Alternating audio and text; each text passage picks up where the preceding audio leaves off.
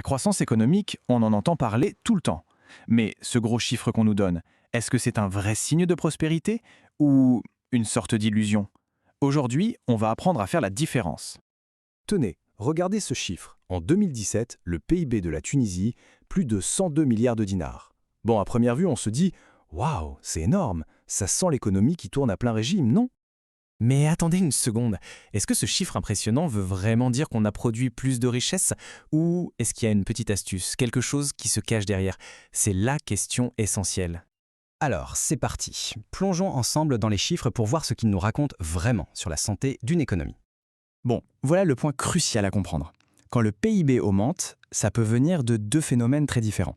Soit, première possibilité, on a réellement produit plus de choses, plus de services, c'est la bonne nouvelle. Soit, deuxième possibilité, les prix de tout ça ont simplement grimpé. Et ça, c'est ce qu'on appelle l'inflation. Et justement, pour y voir clair, pour faire le tri, les économistes utilisent deux mesures différentes, le PIB nominal et le PIB réel. Comprendre la différence entre les deux, c'est vraiment la clé de toute cette histoire. Commençons par le plus simple, le PIB nominal. On l'appelle aussi PIB à prix courant. En gros, c'est le chiffre brut. Il mesure la valeur de la production avec les prix de l'année en cours. C'est le prix qu'on voit sur l'étiquette sans aucune correction. Et puis on a le PIB réel ou à prix constant. Lui, il est plus malin. L'idée, c'est de tout mesurer en utilisant les prix d'une seule et même année de référence, une année de base.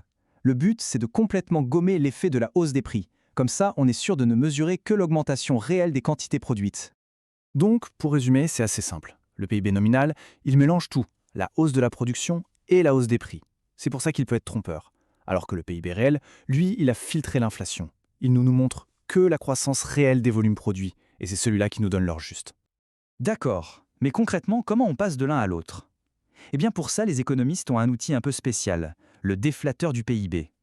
On peut le voir comme une sorte de traducteur. Le déflateur, qu'est-ce que c'est?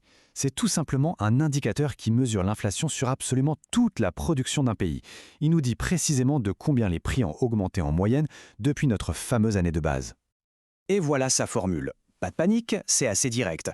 On prend le PIB nominal, on le divise par le PIB réel et on multiplie le résultat par 100.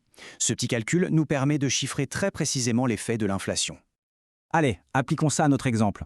On prend le PIB nominal de 2017, on divise par le PIB réel de la même année, on multiplie par 100 et paf, on obtient 109,87. Concrètement, ça veut dire que les prix ont augmenté de 9,87% depuis l'année de référence. Ah, et un petit détail important, pour l'année de base, qui ici est 2015, le PIB nominal et le PIB réel sont forcément les mêmes. C'est logique, puisqu'on compare les prix de l'année avec les prix de cette même année. Résultat, le déflateur pour l'année de base est toujours égal à 100. Parfait. Maintenant qu'on a tous nos outils, on peut enfin revenir à notre chiffre de départ et découvrir la véritable histoire de la croissance tunisienne en 2017. Et voici notre pièce à conviction, directement issue des données de la Banque mondiale. Ce tableau nous montre tout, année après année. La colonne prix courant, c'est notre PIB nominal, et la colonne prix constant, c'est notre fameux PIB réel. Et là, en image, la conclusion est frappante. Regardez cet écart, cette différence de plus de 9 milliards de dinars entre les deux barres, ce n'est pas de la richesse en plus, c'est uniquement et simplement l'effet de l'inflation. Voilà l'idée centrale à retenir. Pour avoir une vision réaliste, juste, de la croissance économique, c'est le PIB réel qu'il faut regarder. Point. C'est le seul qui évalue vraiment la hausse des quantités produites, sans le brouillard des prix. Au final, pourquoi est-ce que c'est si important? D'abord, parce que ça permet de séparer les vrais gains de productivité de la simple inflation. Ensuite, ça permet de comparer les performances d'une année sur l'autre de manière équitable. Et enfin, et c'est crucial, ça aide les gouvernements à prendre des décisions basées sur des informations fiables. Alors voilà.